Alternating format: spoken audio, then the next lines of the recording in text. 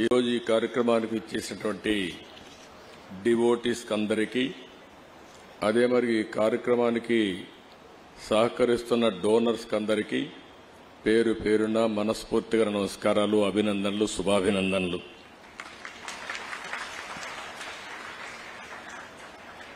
ఈ ప్రపంచంలో ఏ కార్యక్రమం అనుకున్నా సుజావుగా చేయగలుగుతామని ఒక నమ్మకాన్ని కల్పించే వ్యవస్థ హరే కృష్ణ మూవ్మెంట్. ఈ వ్యవస్థను చూస్తే హరే కృష్ణ గోకుల క్షేత్ర 150 కోట్ల రూపాయలకు ప్రాజెక్ట్ ఇది ఈరోజు ప్రారంభించారు. మీరిప్పటికే కాంట్రిబ్యూట్ చేశారు.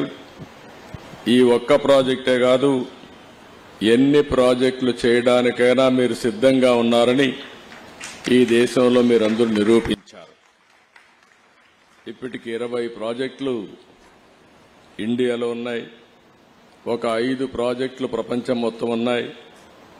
ఇదే సమయంలో ఇస్కాన్ కూడా సిస్టర్ కంపెనీ, వీళ్ళిద్దరూ కూడా పోటీపడి ఇలాంటి కార్యక్రమాలు చేయడంలో ముందున్నారు. వాళ్ళు కూడా ఒక 100 టెంపుల్స్, ఇలాంటి టెంపుల్స్ ని క్రియేట్ చేసే పరిస్థితికి వచ్చారు.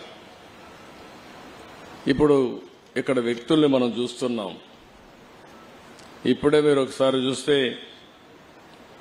ఇస్ గ్రేస్ శ్రీ మధు పండిట్ దాసా గారు 40 ఏళ్లకు మునుపు ఐఐటి చేసి, ఆయన ఏదైనా అనుకుంటే మంచి కంపెనీ పెట్టాలంటే బ్రహ్మాండంగా పెట్టి ఒక ఎంపైర్, ఎకనామిక్ ఎంపైర్ క్రియేట్ చేసి ఉండొచ్చు.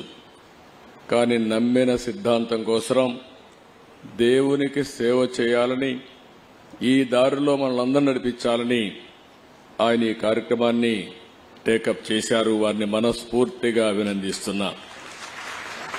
ఈరోజు మీరు హరే కృష్ణ మూవ్మెంట్ లో చూస్తే ఎస్ గ్రేస్ సత్య గౌర చంద్రదాస్ గారు, ఆయన కూడా ఐఐటి. వీళ్ళందరినీ చూసినప్పుడు నాకు అనుమానం వచ్చింది. మామూలుగా కొంతమంది డివోటీస్ అందరూ కూడా చిన్నప్పటి నుంచే వస్తారు, చదువుకున్న తర్వాత ఎవరున్నారు చూస్తే ఆశ్చర్యం కలిగించే విధంగా హరే కృష్ణ మూవ్మెంట్ లో 50 మంది ఐఐటి గ్రాడ్యుయేట్స్ చేరారు. ఒక 50 మంది ఇస్కాన్ లో కూడా ఐఐటి గ్రాడ్యుయేట్స్ చేరారు. ఇది ఆలోచించినప్పుడు ది బెస్ట్ బ్రెయిన్స్ ఒక నమ్మిన సిద్ధాంతం కోసం, ఈ దేశం యొక్క సంస్కృతి సాంప్రదాయాల్ని కాపాడడం కోసం జీవితాన్ని త్యాగాలు చేశారు. అలాంటి వారిని మరొక్కసారి మనస్ఫూర్తిగా అభినందించడం మనందరి బాధ్యత. ఈరోజు ఇక్కడికి వచ్చినప్పుడు ఇక్కడి క్షేత్రంలో హరే కృష్ణ గోకుల క్షేత్రం ఇప్పుడే అనంత శేషస్థాపన చేశాం. ఒక మంచి వెంకటేశ్వర స్వామి దేవాలయం, ఇది కూడా ఈ ప్రాంతంలోనే ఒక ప్రతిష్టాత్మకమైన నిర్మాణం జరుగుతుంది. 216 అడుగుల ప్రధాన గోపురం ఇది. ఈ గోపురంలో మనం చూస్తే వెంకటేశ్వర స్వామి, రాధాకృష్ణ దేవాలయం నిర్మించడం కోసం తలపెట్టారు. 150 కోట్ల రూపాయల వ్యయంతో ఈ దేవాలయాన్ని నిర్మాణం చేయబోతున్నారు. అయితే ఇక్కడ మనందరూ కూడా గుర్తుపెట్టుకోవాల్సింది, ఇది ఒక ఆధ్యాత్మిక కేంద్రం, సామాజిక సాంస్కృతి కేంద్రం కావాలని మనస్ఫూర్తిగా ఆకాంక్షిస్తున్నా. నాకు అనిపిస్తుంది, ప్రార్థనాలయాలు ఏ మతమైనా కావచ్చు, కానీ ఇవి కానీ లేకపోతే ఇప్పుండే జైళ్లు చాలవు, నేరాలు ఘోరాలు విపరీతంగా పెరిగిపోతాయి. ఇంకొక పక్క హాస్పిటల్ కూడా చాలవు, చాలా మెంటల్ హాస్పిటల్ కూడా కట్టాలి అప్పుడు, మామూలు హాస్పిటలే కాదు.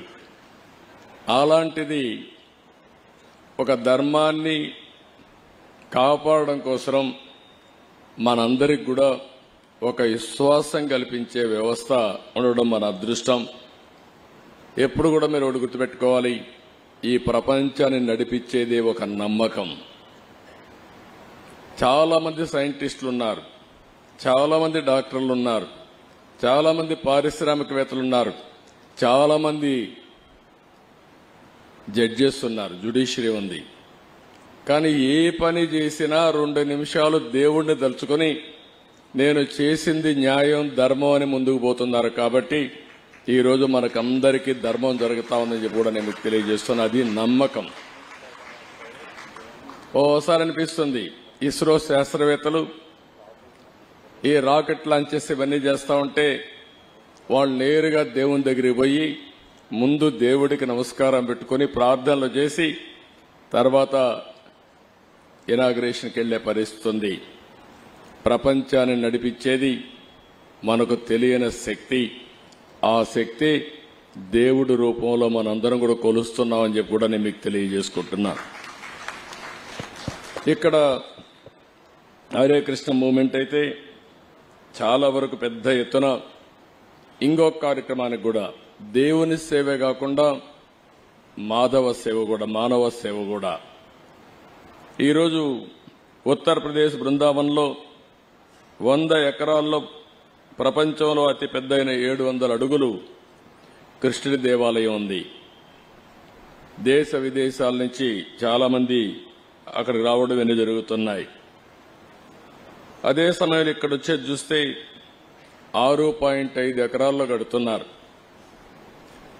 అదే సమయంలో నేను టెక్నాలజీని ఎప్పుడు ప్రమోట్ చేస్తూ ఉంటా, ప్రేమిస్తూ ఉంటా. ఎందుకంటే ఐటీ రాబోయే రోజు ఇప్పటికే మీరు చూస్తున్నారు, నాలెడ్జ్ ఎకానమీకి బ్యాక్ బోన్. ఎవరైతే ఐటీని అడాప్ట్ చేసుకుంటారో వాళ్ళకందరికి కూడా బ్రహ్మాండమైన భవిష్యత్తు ఉంటుంది. ట్రాన్స్పరెన్సీ కానీ, అకౌంటబిలిటీ కానీ, స్పీడీనెస్ కానీ. ఇప్పుడు ఐటీ ఏ స్టేజ్కి పోయిందంటే ఆర్టిఫిషియల్ ఇంటెలిజెన్స్కి వచ్చేసాం.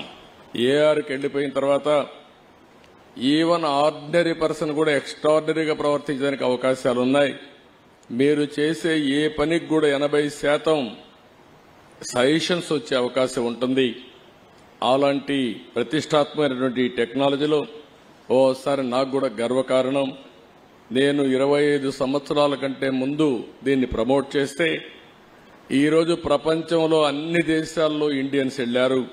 వాళ్ళల్లో 30% తెలుగు వాళ్ళు ఉన్నారంటే ఒక తృప్తి.